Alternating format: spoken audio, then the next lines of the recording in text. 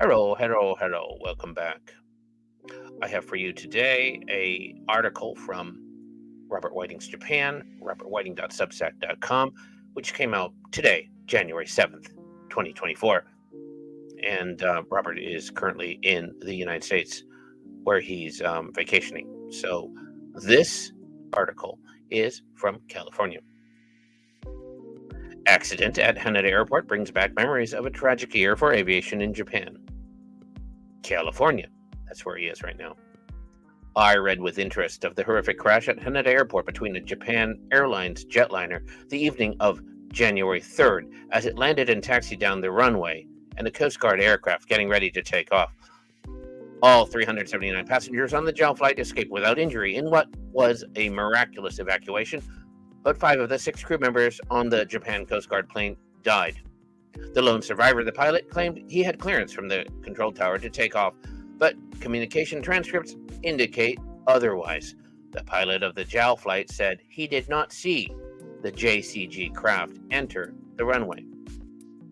It reminded me of early 1966 when I was a student at Sophia University, having just returned from San Francisco on JAL when a rash of accidents occurred at Haneda.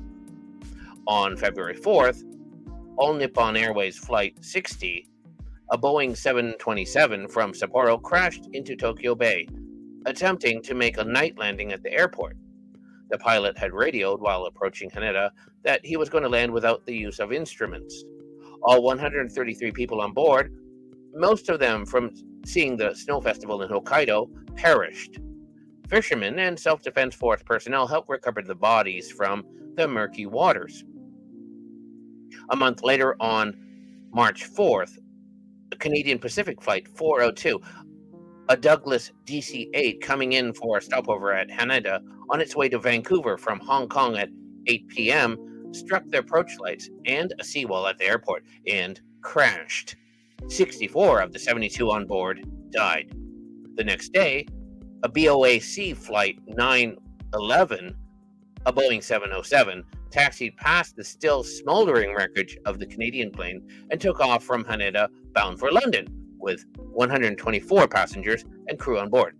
It broke up shortly thereafter while flying over Mount Fuji due to especially fierce air turbulence. Speculation had it the pilot had flown too close to the mountain to give the passengers a better view. Among the dead were 75 Americans with a Thermo King company of Minneapolis, Minnesota, on a company-sponsored vacation tour of Southeast Asia. 63 children were orphaned as a result of the accident. An interesting side note was that several people in Japan scouting locations for the James Bond film, You Only Live Twice, had canceled their reservations on the plane at the last minute to stay in the country and see a ninja demonstration. Among them were producers Albert R. Broccoli and Harry Saltzman, production designer Ken Adam, and director Louis Gilbert. Later that year, in August, a Japan Airlines Convair 880-22M crashed at Haneda and killed 5 people. And finally, on November 13th, all Nippon Airways Flight 533 crashed while landing, not at Haneda this time, but at Matsuyama, Ehime Prefecture, killing 50 people. It was what you would call a bad year for aviation in Japan. Public confidence in air travel was shaken, and both JAL and ANA had to cut back on flights due to reduced demand.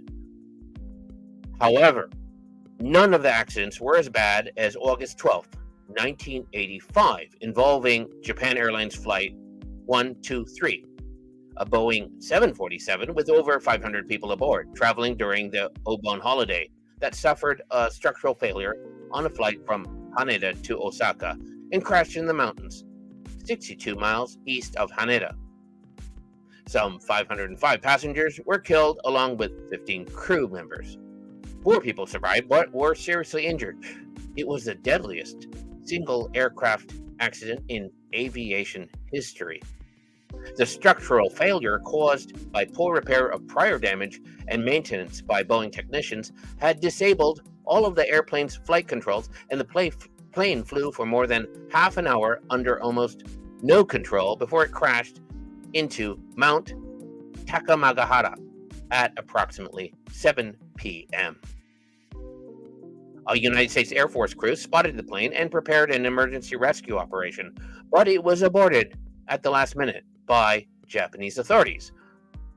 A Japan Self-Defense Rescue group did not arrive at the scene until the next morning.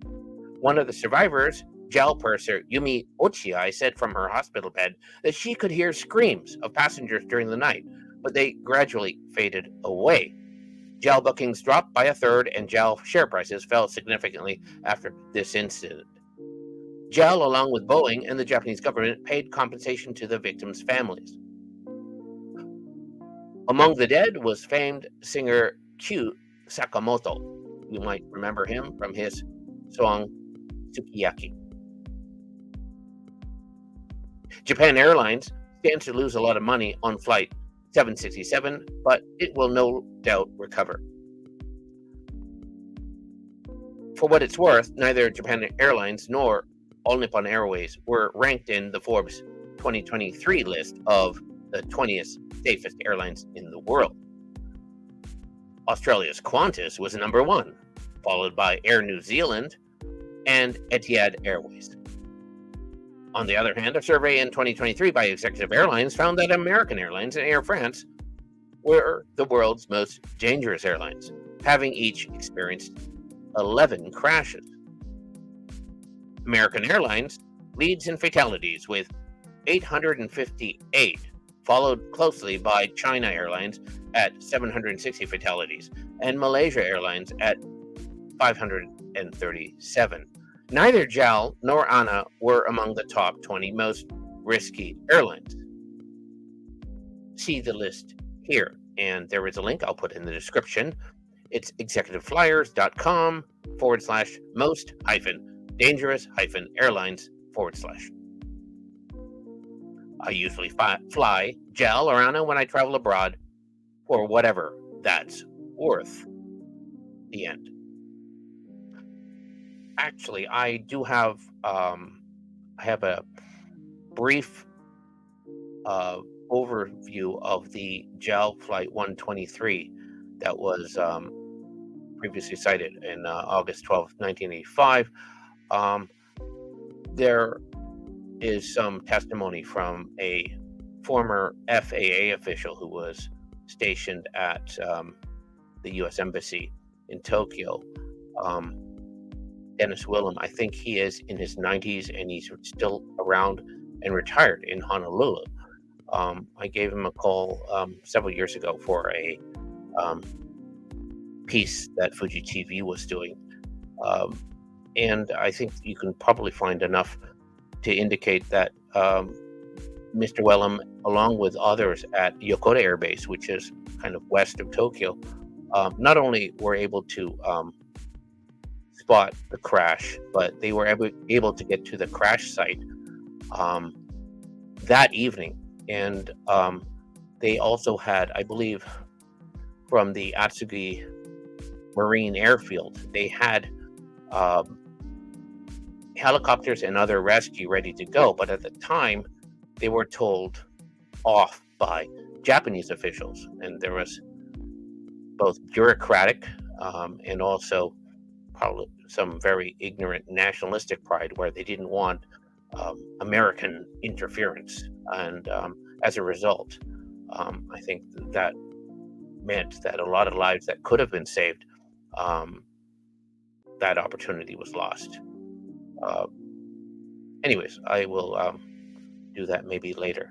But condolences to those 5 crew members on the Japan Coast Guard plane that lost their lives. And I will come back to you shortly with another of our Robert Whiting's Japan articles. Take care. And if you like this, please like and subscribe.